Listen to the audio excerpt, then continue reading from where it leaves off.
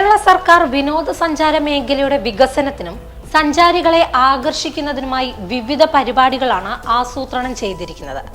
നിരവധി പരിപാടികളും ഇതിന്റെ ഭാഗമായി നടത്തുന്നുമുണ്ട്. തിരുവനന്തപുരം മ്യൂസിയം, മൃഗശാല എന്നിവയാണ് തിരുവനന്തപുരത്തെത്തുന്ന സഞ്ചാരികളെ ഏറ്റവും കൂടുതൽ ആകർഷിക്കുന്നത്.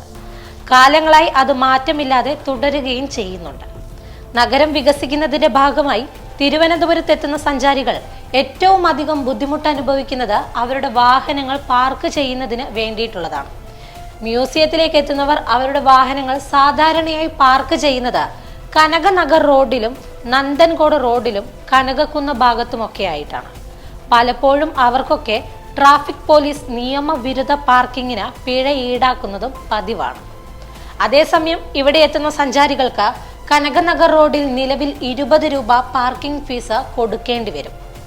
സന്ദർശനത്തിനെത്തുന്നവർക്ക് അതൊരു വലിയ തുകയായി തോന്നാത്തത് കൊണ്ട് തന്നെ പലപ്പോഴും അത് അവർക്ക് താങ്ങാൻ കഴിയുന്ന ഒന്നായി പാർക്കിംഗ് ഫീസ് മാറിക്കഴിഞ്ഞിരുന്നു.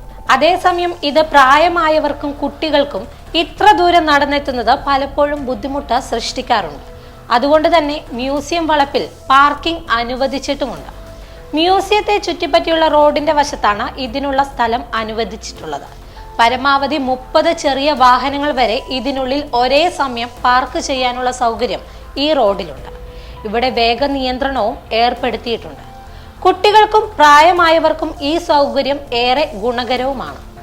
ആദ്യകാലത്ത് ഈ ഭാഗങ്ങളിൽ വാഹനങ്ങൾ പാർക്ക് ചെയ്യുന്നതിന് ഏർപ്പെടുത്തിയിരുന്നത് 50 രൂപയായിരുന്നു, അതായത് 2006 കാലത്ത്.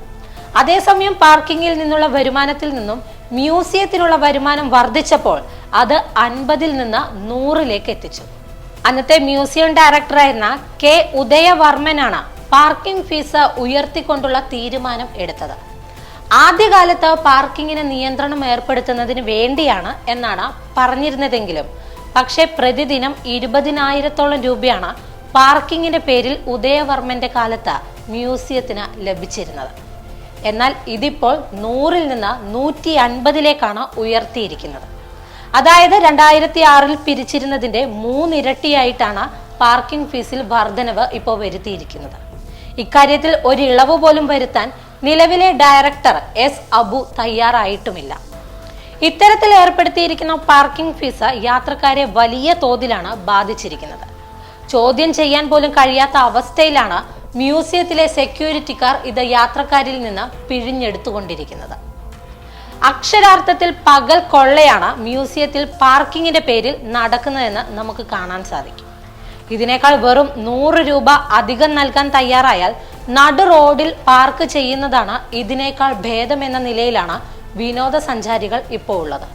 മ്യൂസിയത്തിലേക്ക് എത്തുന്ന വരുമാനത്തിൽ സിംഹഭാഗവും കണ്ടെത്തുന്നത് ഇത്തരത്തിൽ പാർക്കിംഗ് ഫീസിൽ നിന്നാണെന്ന് കാണാം. ഒരു തവണ എത്തി അമളി പറ്റിയവർ പിന്നെ ഈ ഭാഗത്തേക്ക് തിരിഞ്ഞു നോക്കാൻ തന്നെ മടിക്കും. ഇവിടെ അടുത്ത് നഗരസഭയിൽ മൾട്ടി ലെവൽ പാർക്കിംഗ് കൊട്ടിഘോഷിച്ചുകൊണ്ടാണ് ആരംഭിച്ചത്. പക്ഷേ അതിന്റെ അവസ്ഥയും കഷ്ടത്തിലാണ്. കേരളത്തിലെ ഷോപ്പിംഗ് മാളുകളിൽ പോലും പാർക്കിംഗ് ഫീസായി ബന്ധപ്പെട്ട ഹൈക്കോടതി നിർദ്ദേശം നിലവിലുള്ള സാഹചര്യത്തിൽ സാധാരണക്കാർ പോലും എത്തുന്ന മ്യൂസിയത്തിൽ ഏർപ്പെടുത്തിയിരിക്കുന്ന ഈ പകൽ കൊള്ളയ്ക്ക് ഒരു പരിഹാരം കണ്ടുപിടിക്കേണ്ടത് ആവശ്യമാണ്. വിനോദസഞ്ചാര മേഖലയുടെ വികസനം പണം പിടുങ്ങുന്നതിന് വേണ്ടിയാകരുത്, മറിച്ച് ഇവിടെ എത്തുന്ന യാത്രക്കാർക്ക് നൽകുന്ന സൗകര്യങ്ങൾക്കും കൂടി പ്രാധാന്യം കൊടുത്തുകൊണ്ടുള്ളതാവണം.